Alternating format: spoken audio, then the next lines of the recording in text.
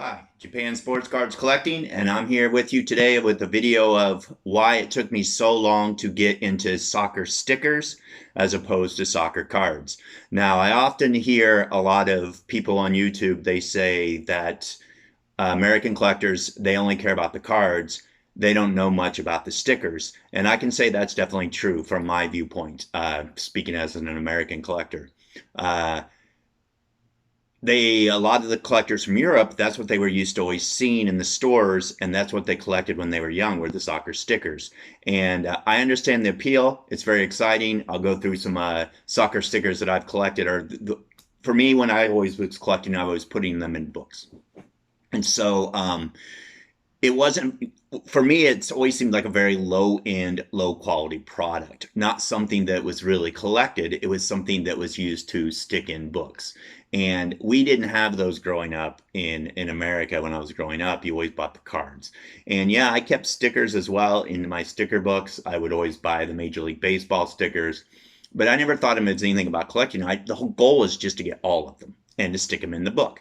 And they were highly tradable, and never thought of them as collectibles. And so it's taken me a long time to get to that point today, and I'm still reluctant to I'll spend much more money on a card than I will a sticker. So, just for an instance, like the very first year that I picked up sticker books. Now, this is right when I was moving into Switzerland. And so the World Cup was in Germany that year. And I decided I needed to know more about the players. So I decided I would pick up a book. And it's really fun. You could go into the little tobacco shops or, your little kiosks, and you could get a pack of stickers for about 80 cents. And they had 4 stickers in there. And it was really fun to collect the teams in here and to get to know the players. I stuck all of my stickers in here. There's Messi, of course, and you didn't keep any. You gave them away. I remember having stacks of doubles, and I would just give them to kids and say, "Here's my doubles," or I could say, "Hey, let's trade doubles," or I kept all my double stickers in a baggie. And not, I'm not a 12-year-old kid. I'm 35 or something at this time. And I'd keep them in a little plastic baggie, and to kids at my school, I would say, "Hey, these are all my doubles. Take whatever you need, and then if you want to give them back afterwards, you can, or you can pass them on." There wasn't anything about, "Oh, I need to collect these because some of these players might be big deals as they went on." And one of the things I really appreciated. It's interesting where I would buy the books, and I'll talk about this later because it kind of changed. Well, I'll talk about it now. So when I was in Switzerland, that's when I never heard of the Euro before. I didn't know that the European teams got together for a tournament, and that it was really cool for me because you had the World Cup every 4 years, and then 2 years later you had the Euros. So it seemed like you had a major tournament every 2 years, and it was a big deal. And of course, this was the year that it was in Switzerland and Austria.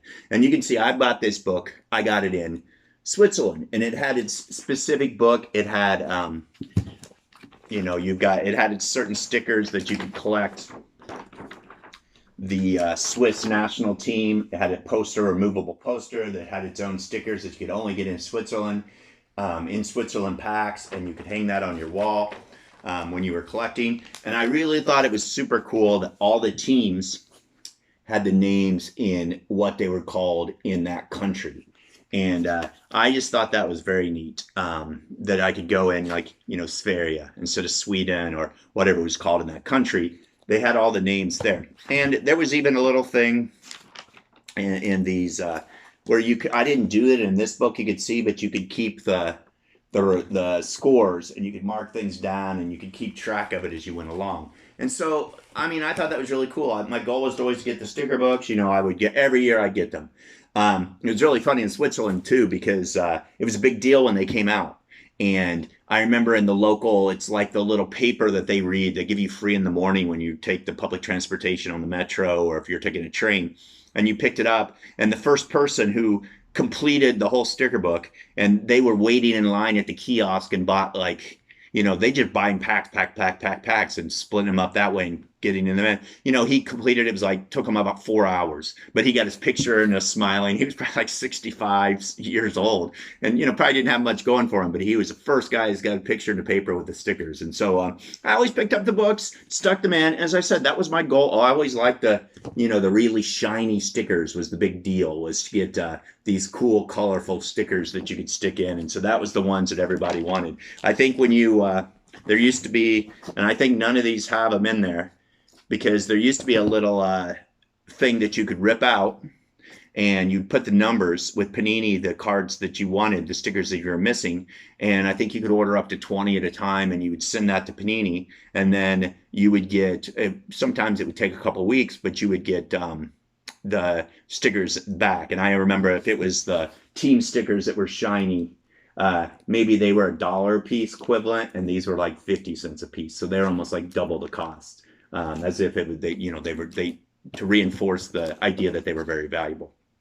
And so, again, after every other year, I was picking up the Euro sticker books. Then I'd get the World Cup, and then I'd pick up the Euro, and then I would pick up the World Cup sticker books. And I was just, like I said, it got to be to the point as I got a little older, you can see that I wouldn't pick up very many, and I was less interested in trying to get all of them. So when I look at these later books, they're really a lot of holes. And so I appreciated them, the stickers, but as I said, I always saw them something just sticking in a book. And then it was pretty much when Holland really went off. Everyone said, oh man, there's a rookie sticker in this Austria foot set that came out. And, that started selling for raw. They were even being like $80, $100 raw. And for stickers, and I couldn't believe, I was like, man, you're paying that much for a sticker.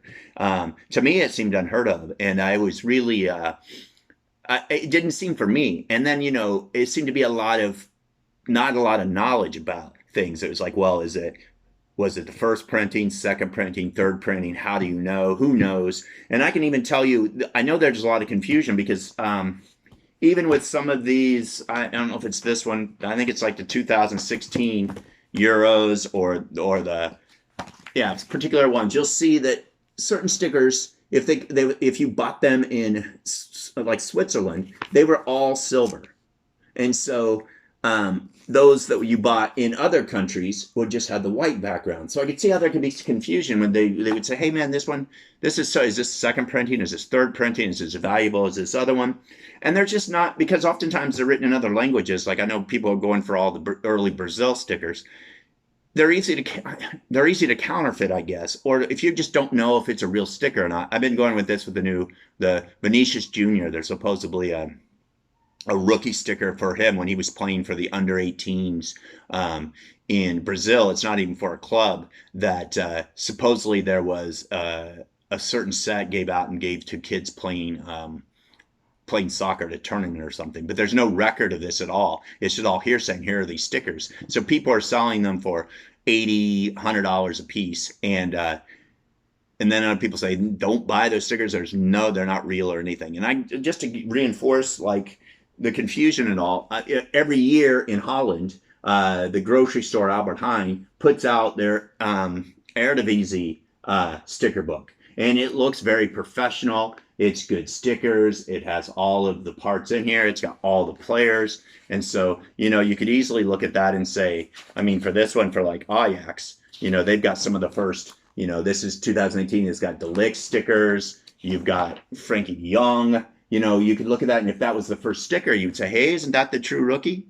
But since it's not a licensed product, even though it looks very, very professional and it's put out, and you got these stickers, you spent 10 euros worth of groceries, and they gave you a pack of stickers. And then oftentimes, if you wanted the stickers, they would give you a stack like this big, and then there would be up at the counter to check out, there would be people that would just leave stickers, and you could go and fill up your books. And so it's pretty easy to fill up your books. But every year they come out, and as I've said, they look very professional.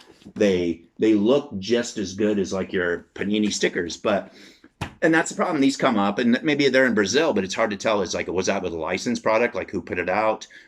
Is it a Panini offshoot? And so just my lack of knowledge, also seeing them as a cheaper product, I just don't have very many. And you know, podcasts and things I listen to would say, oh, what percent of your collection is stickers and what percent are cards? And they were saying it's good if it's more stickers or if it's 50-50. And they were sharing and they're like, well, ours are like 70% stickers and maybe 30% cards. And mine's like 99% cards, 1% stickers.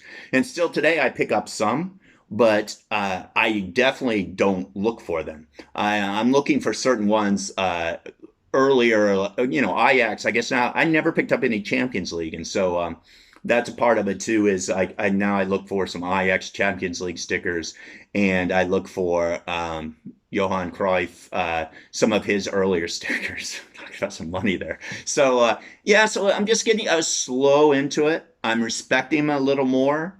I don't think it's foolish to collect stickers, but you know, it's just not my thing right now, and it seems to be quite a divide between European collectors and American collectors about how much emphasis are put on stickers. And a lot of Americans just don't know the sticker market at all. And so they are maybe some of the ones that are paying, you know, $3,000 for, you know, a PSA 9 Holland sticker that comes out, or buying the fake Ronaldos that came out, or buying the fake, you know, Vinicius Jr. stuff. So I don't know.